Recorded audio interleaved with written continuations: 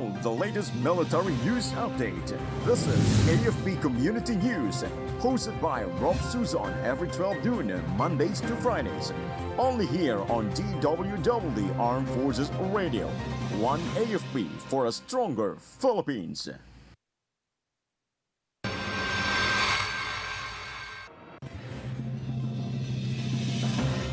Philippines-Canada boosts cyber defense cooperation. NTF-ELCA condemns wanted posters as spy tagging. President Marcos says accelerated teachers' promotion to push quality education in the Philippines. Attorney Melvin Matibag named as new NBI chief.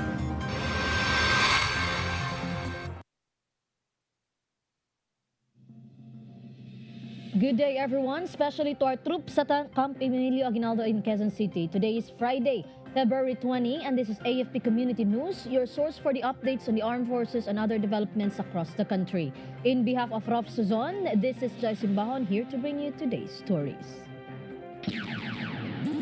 DWDD Armed Forces News. The Department of National Defense, led by Undersecretary Angelito M. De Leon, officer in charge of the Office of the Undersecretary for Information Systems and Cybersecurity, met with Canada's senior official for cybersecurity, Mr. Sammy Corey, of the Communication Security Establishment at Camp Aguinaldo. The meeting, which was built on the growing defense partnership between the Philippines and Canada, highlighted by the signing of the Philippine-Canada Status for Visiting Forces Agreement in November 25, aims to further strengthen collaboration in cyber and information domains.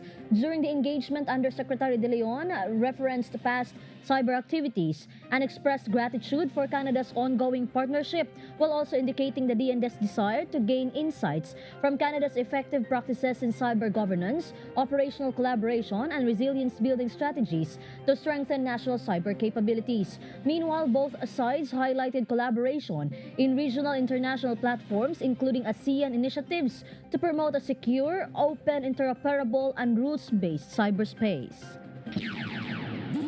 DWDD Armed Forces News. And the National Task Force to End Local Communist Armed Conflict has strongly condemned the circulation of so-called wanted posters labeling Gerald Mangao, Eric Simugan, and Zena Punada Candelario as a taksil sa bayan. NTF-ELCAC Executive Secretary Undersecretary Ernesto Torres Jr. said the posters organized psychological warfare and placed the lives of the labeled individuals in great danger.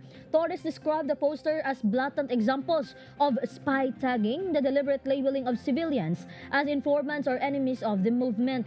Meanwhile, the NTF-ELCAC monitored 26 civilians who were killed in 2025 alone. Following spy tagging accusations, many of the said victims were ordinary citizens, farmers, forest guards, and community members. DWDD Armed Forces News. Armed Forces Radio. And now let us hear some information from Leonor about Tau West, a 950th CEWW strengthens communications superiority in the Western Frontier. Leonor? The 950th Cyberspace and Electronic Warfare Wing welcomed Brigadier General Jose Johnson Guaida of the Philippine Air Force, Commander of Tactical Operations Wing West, during an official visit to the unit's headquarters. He was received by 950th Cyberspace and Electronic Warfare Wing Commander Brigadier General Fernando Ventura. The visit aimed to reinforce collaboration, strength, and capability development in support of operations along the Western Frontier. Discussions focused on integrated cyberspace and electronic warfare initiatives to enhance secure communications, interoperability, and mission readiness in line with the comprehensive archipelagic defense concept.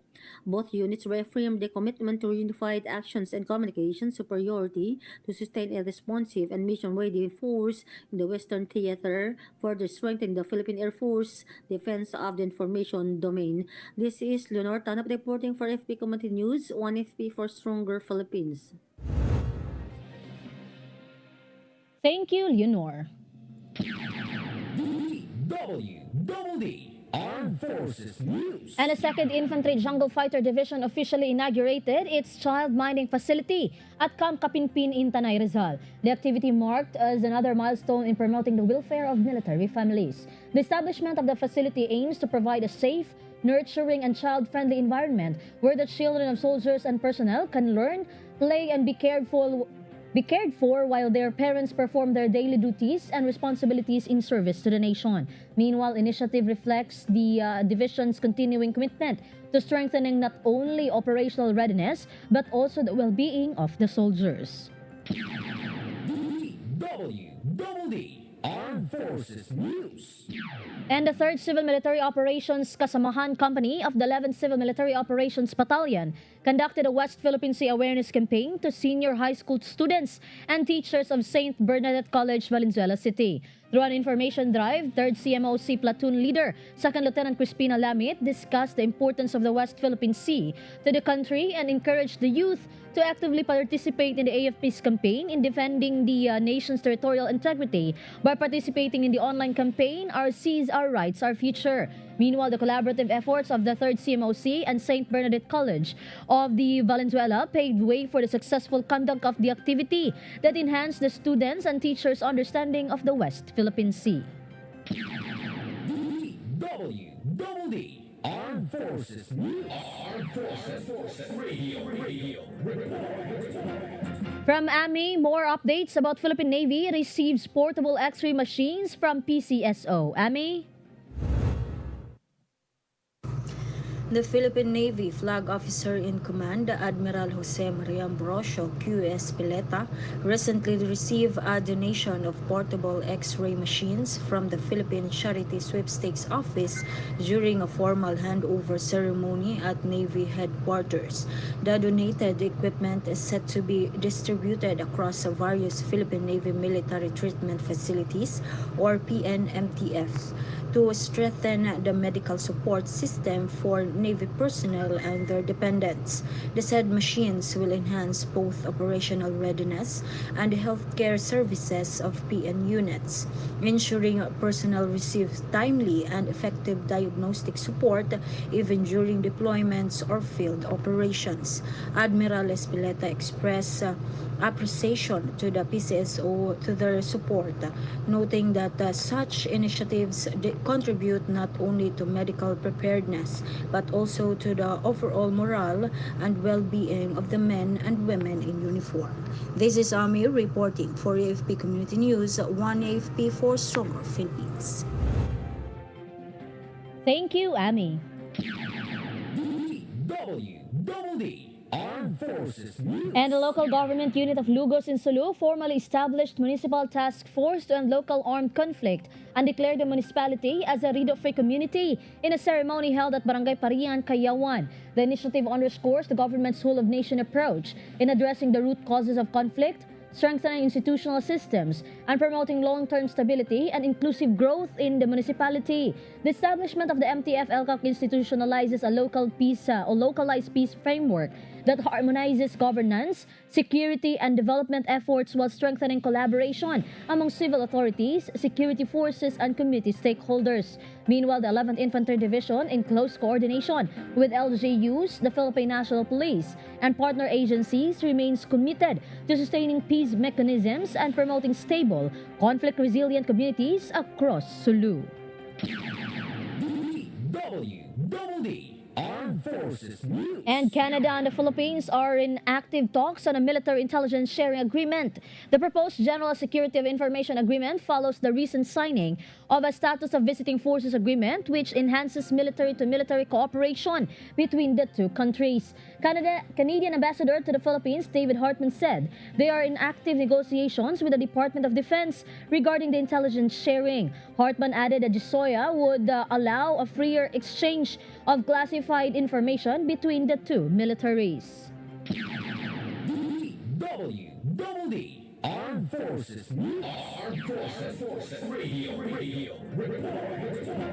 On the other line, let us hear more from Shah about 8th Field Artillery Battalion conducts comprehensive mortar gunnery drills for Army units. Shah?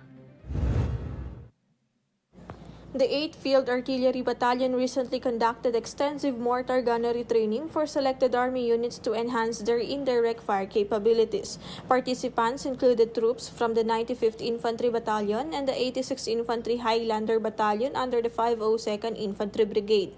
The training covered fire direction procedures, target acquisition, hands-on application exercises, proper ammunition handling, and maintenance routines, which also emphasized the importance of accuracy, discipline, and strict adherence to safety protocols during live fire and field training activities.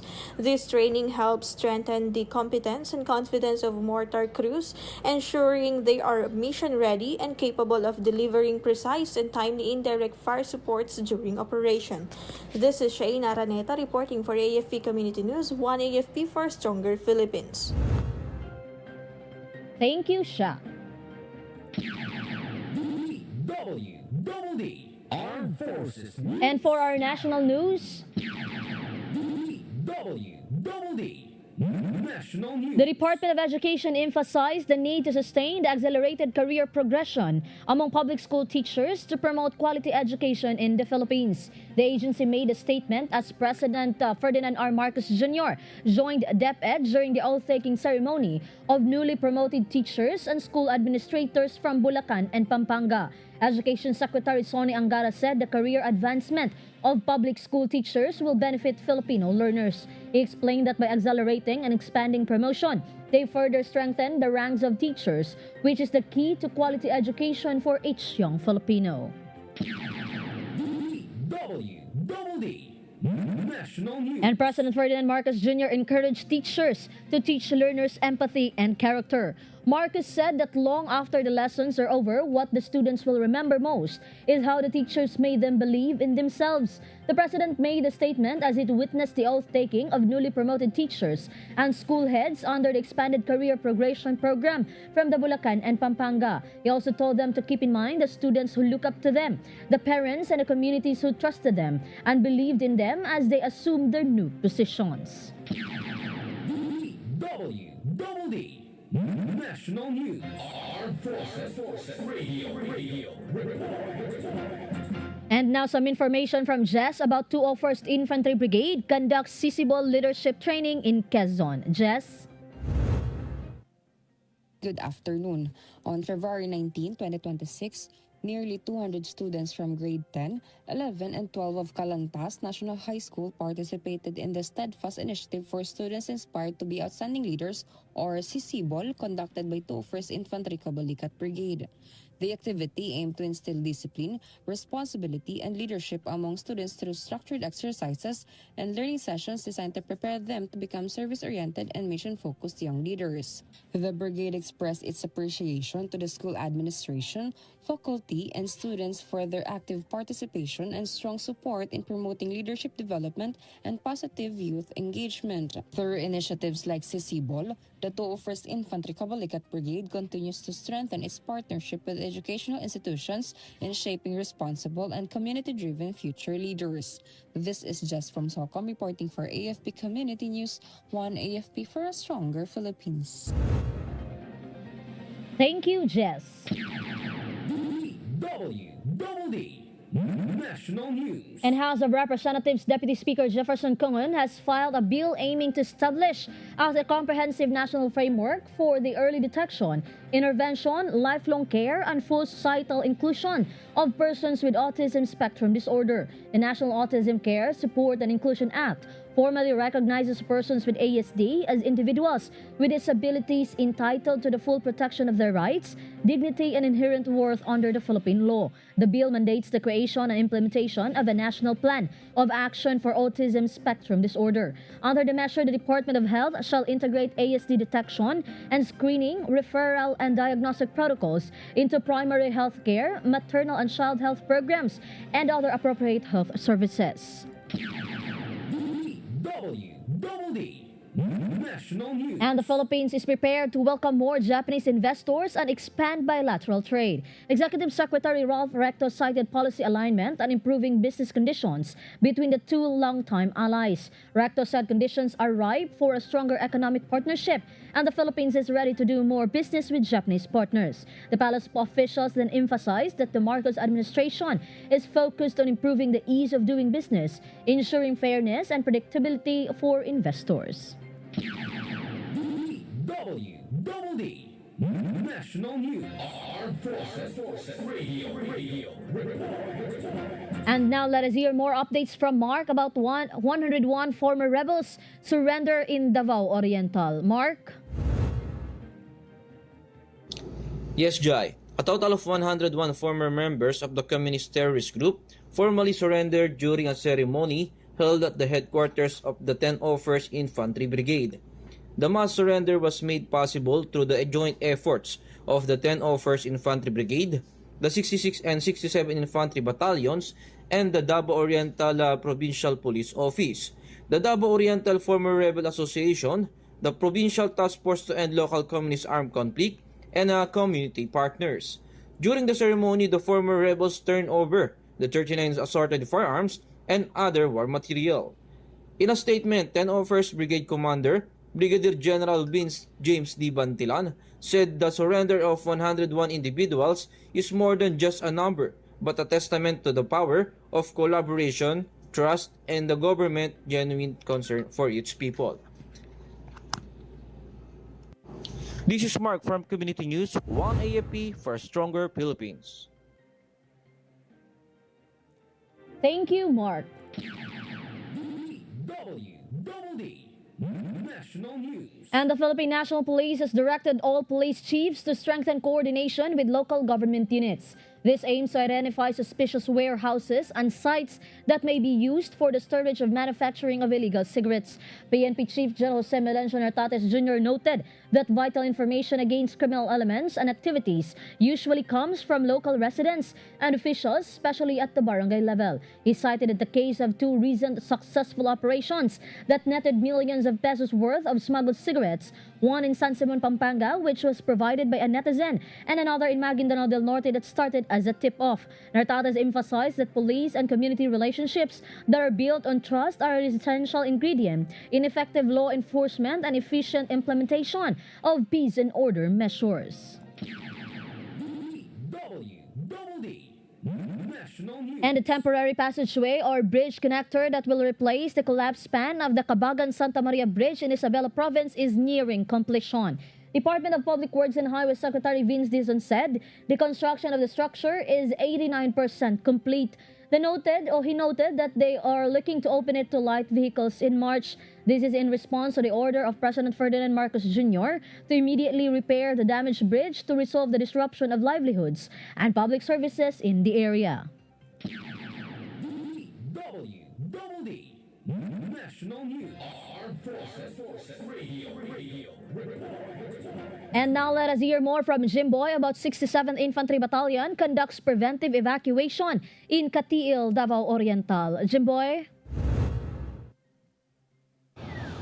One squad of Charlie Company 67 Infantry Battalion conducted preventive evacuation operation in response to heavy rain brought by the shear line, which triggered flooding in part of Katiil, Davao Oriental. The team assisted residents in situ Tumuyong in Barangay Taytayan as well as nearby communities in Barangay San Miguel. The operation aimed to ensure the safety of families living in low-lying and high-risk areas affected by the continuing inclement weather. The 67 Infantry Battalion say it's remained committed to supporting disaster response effort and safeguarding communities which in the area of responsibility, in close coordination with local government unit and partner agencies. This is Jimboy reporting for AFP Community News, 1 AFP for a stronger Philippines.